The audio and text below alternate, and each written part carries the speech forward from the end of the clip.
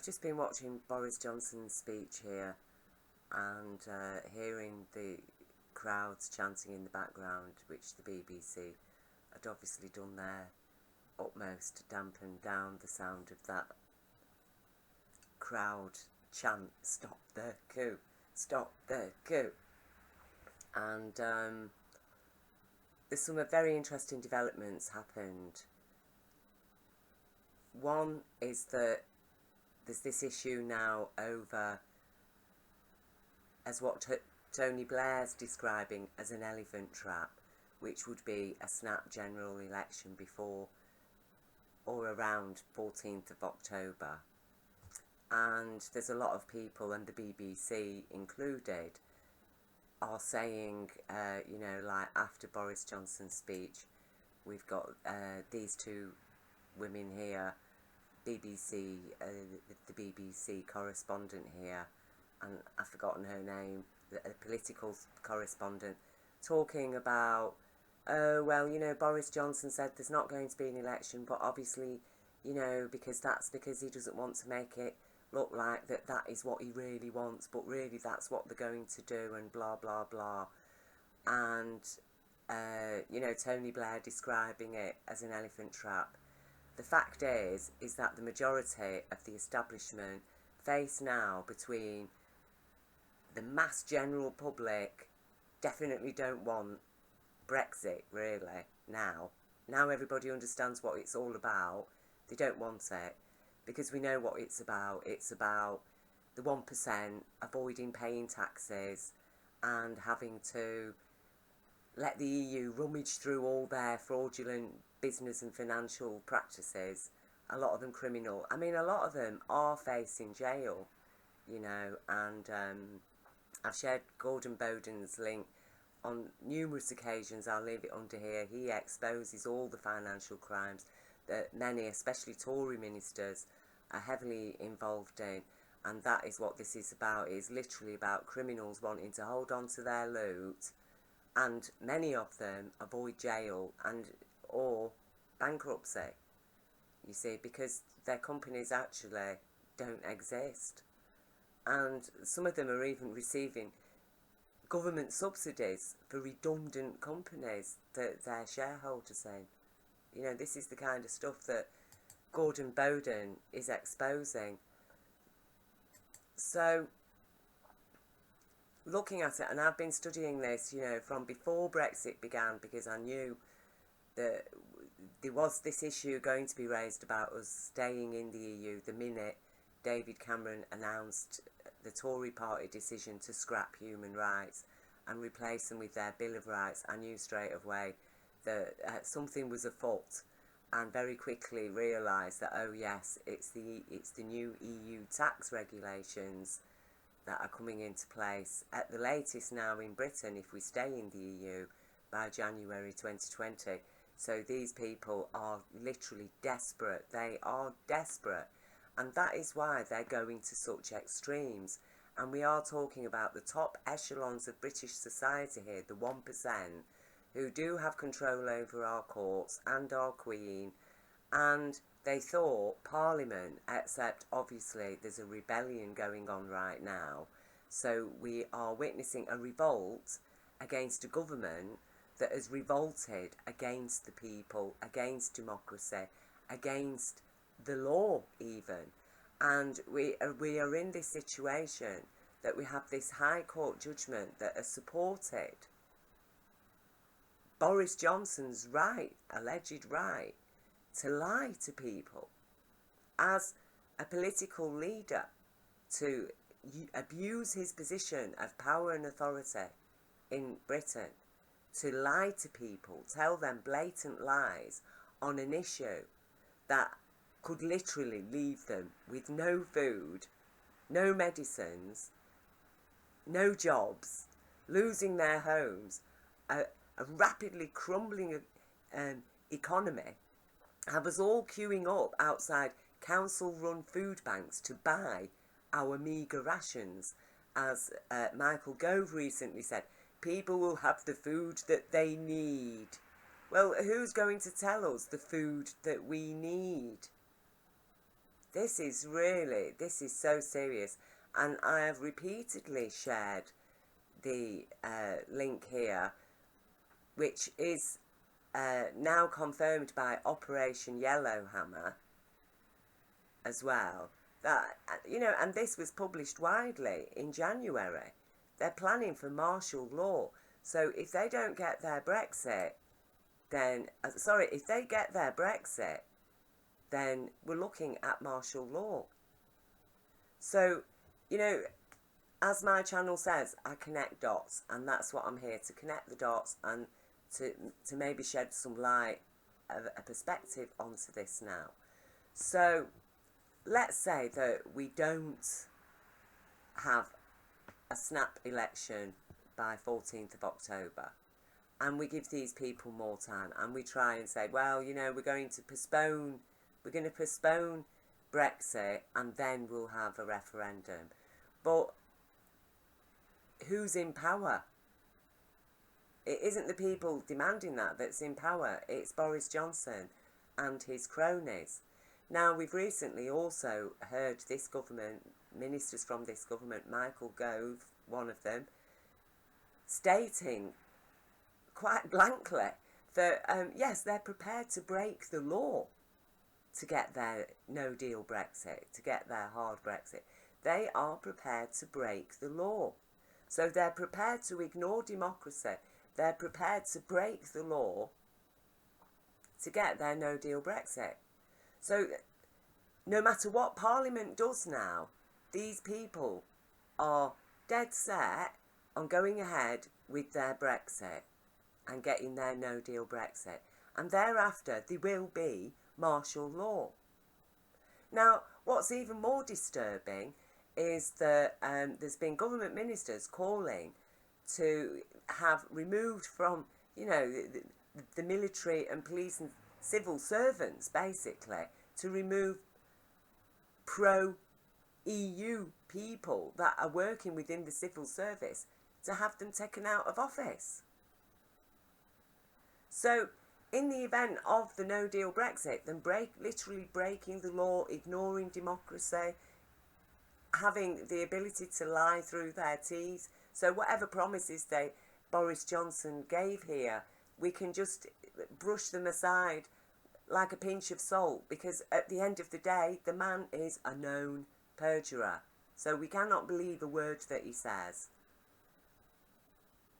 But he does want his hard Brexit. So if he goes for his hard Brexit and he gets it, and then what's going to happen while we're under martial law, when he's got the power to declare a national state of emergency, impose martial law, and then what hope can we have, as at that point we will be isolated from the EU? So what hope do we have then of re-establish any semblance of a democracy under the conditions of martial law, or even be able to trust any elections that take place in that kind of social and political climate of martial law? And apparently, well, it can only last for 25 days or something like that, but at the end of the day, the state of national emergency can last for how long? If they're prepared to abuse the powers that they have at their disposal right now, imagine the kind of powers they will have at their disposal once we're out of the EU. These are very serious things to think about. The BBC will not encourage you to think about these things because they are entirely on the side of the establishment. They are covert Tories, all of them, and they will put forward this narrative now because none of the other political interests, that they don't want Brexit, but nonetheless, they even more are terrified of a Corbyn-led government. And they know damn well that if a general election got called right now, who's going to end up in office? Jeremy Corbyn. And they don't want it. Blair doesn't want it. None of them want it. So now they're trying to persuade the people, the populace, that, oh yes, don't accept this snap general election, blah, blah, blah, because they know damn well who's going to win it, Corbyn. Now, you can go through my videos, and I have criticised Corbyn heavily for his wishy-washy stance on so many issues, including Brexit. But at the moment, myself, who has not voted for 30 years because of the disgusting charade of politicians that have been paraded before me, I couldn't vote for a single one of them, okay? But when I look at the what Corbyn's doing now and the stance that his supporters are taking with them, then yes, I will actually vote for Jeremy Corbyn, because, and it'll be the first time in 30 years that I've voted in a general election. I mean, I voted in the referendum. That's a referendum. I voted to stay in the EU. I was thoroughly aware of what was going on throughout this. As, again, you know, if you go through my videos, you'll see I've been trying to warn the public about what this is all about. And I was a part of the Remain campaign and was accused of scaremongering, you know, of sharing fake news, when I was trying to explain to people exactly what the bulk of the British population are now suddenly very aware of. That yes, it does mean everything that we warned people it would mean. And we are looking at a coup. And this isn't just a coup against democracy today. It is a taking back, as far as the 1% are concerned, all the wealth and rights and power and privileges that they had during pre-war Britain. They literally want to trample on the graves of the war heroes and steal everything that those men sacrificed their lives for, because what we're facing now is total, nothing less than total outright fascism, and it will culminate in being a military coup. That is what we are facing, a military coup. After this coup against democracy now, if they get their no-deal Brexit, then it will be a military coup against the people. Because in my recent letter that I've written to my MP, I've explained that, well, what hope is there for us? You know, why should a government, a democratic government, need to employ martial law to control the public during peacetime for something that apparently the public have voted for? Because obviously the public did not vote for what we're getting. We did not vote for that. The people did not vote for that. The people who voted Leave, the vast majority of them, did not vote to lose everything that they have. And even our democracy, you see. And this is what people are now waking up to. And so, you know, although perhaps I'm unpopular, definitely among Liberals and the more moderate Conservatives who are now crossing the line, as far as I'm concerned, that this whole government and Tory party and the Liberals crossed the line the moment British people were being murdered through an economic policy. That to me was when the line got crossed. When I had to witness sick and disabled people being denied their benefits, that to me was when the line got crossed. When tens of thousands of people were being driven to suicide and destitution, that's where the line got crossed. And that's it, you know.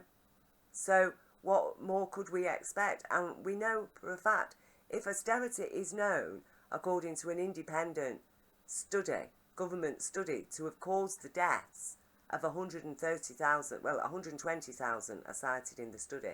By now it is 130,000 murdered by austerity, that even the study itself called it economic murder.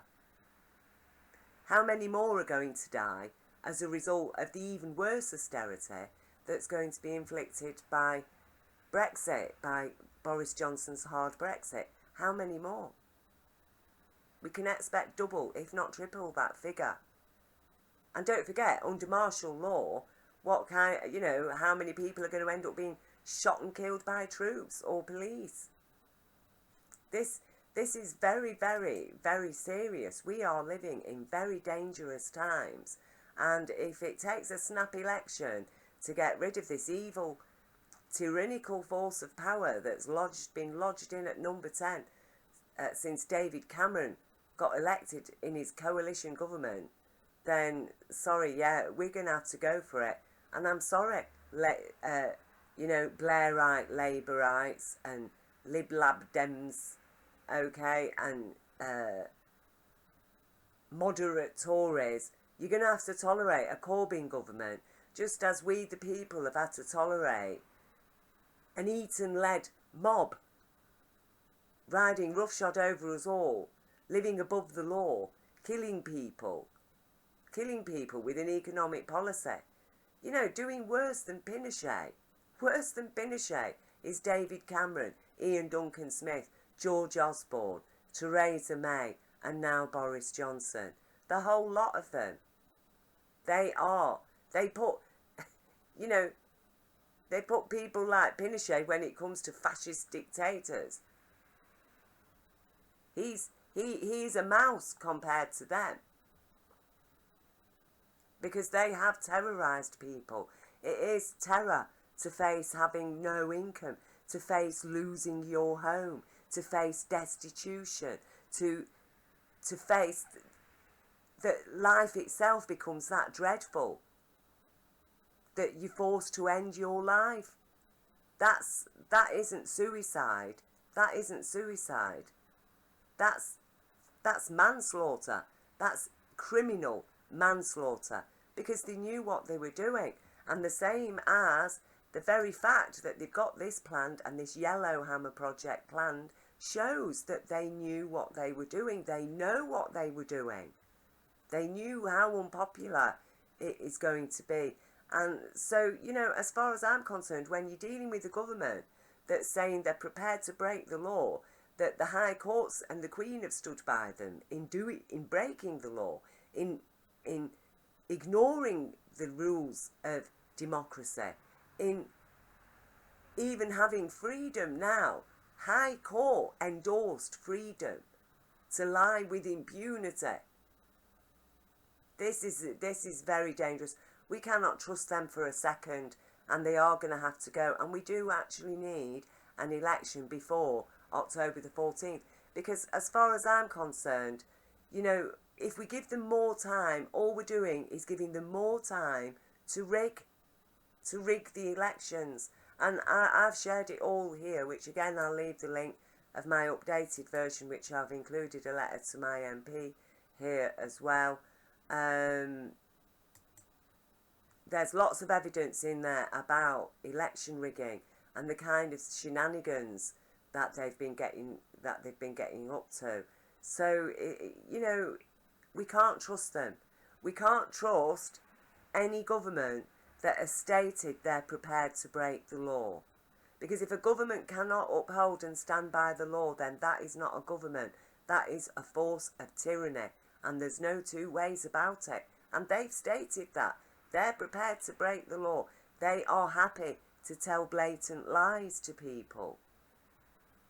We are being governed by tyranny. When even the High Court is prepared to uphold Boris Johnson as a liar and say he can't be prosecuted for being a liar, for putting people's very lives and livelihoods and homes at risk.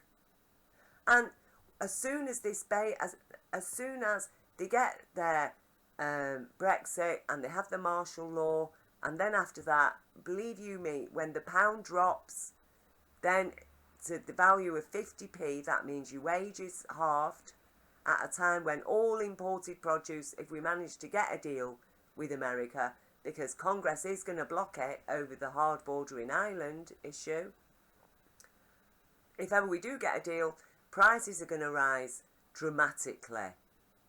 They are. There's no two ways about it. For everything, prices are going to rise dramatically. House prices are going to drop like bricks, so people are going to be straddled with mortgages. Perhaps they're paying twice as much than the house is actually now worth. And then they'll bring the banking bail in. the Banking and Building Society bail-in. That means the banks and building societies at liberty to basically do a grease on us and take everything that we have left of our own personal savings and properties. That's what a bail-in amounts to. They will do it. They want to turn Britain into a tax haven. So interest rates will rise. So what they don't get, grab off us through the bail-in, then they'll put interest rates up. Even more people will start to lose their homes. Because, you know, we are facing absolute horror. And people think they won't do it, they won't get away with it, but they will. And they have. People were telling me years ago when I was explaining exactly where Margaret Thatcher was leading us to, and it's actually turned out even worse than I'd said. People were telling me at that time that, oh no, of course, that will never happen. People won't let that happen. But people did let it happen. People do let it happen precisely because of entities like the BBC who gloss everything over, feed people false narratives, distract them, lead them down false avenues. Okay.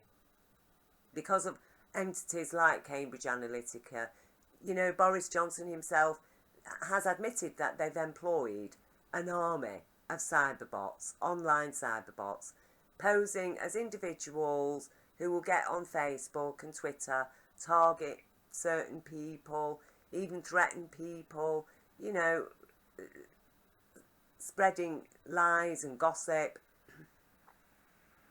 This is war.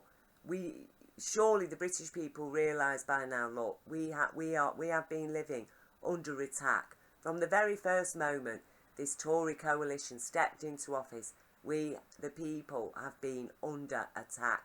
And they've done everything they can to attack us. They've divided us every which way they can.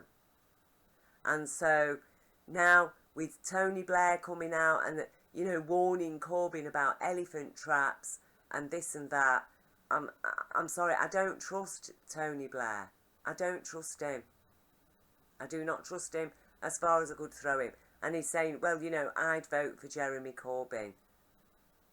Would he really? I mean, he and Corbyn are absolutely poles apart.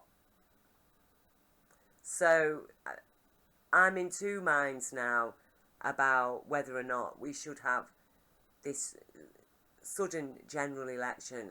Personally, I'm on the side of having the swift general election. Just get them out, get Corbyn in, let's have some sanity, let's have some balance, and let's get democracy working again.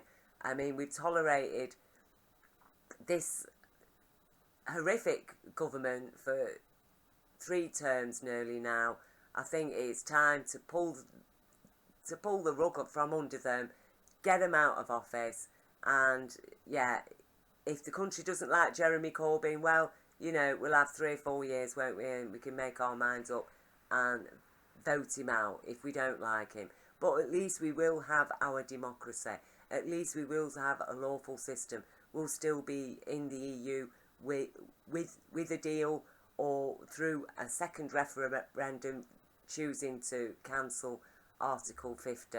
Because that's what we need to do, you know, despite our political difference and social differences at this moment.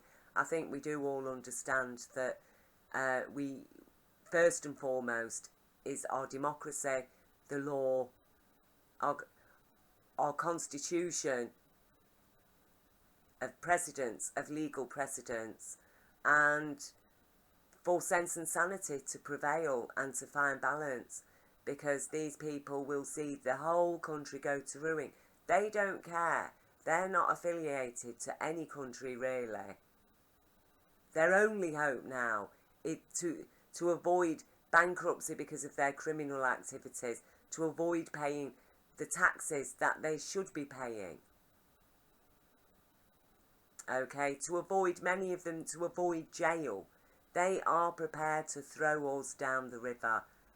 And we've seen it. I've witnessed it. They have sat and watched 130,000 people that we know of. Okay, because as far as I'm aware, that's the official figure. It's probably double, if not triple that have died directly through austerity.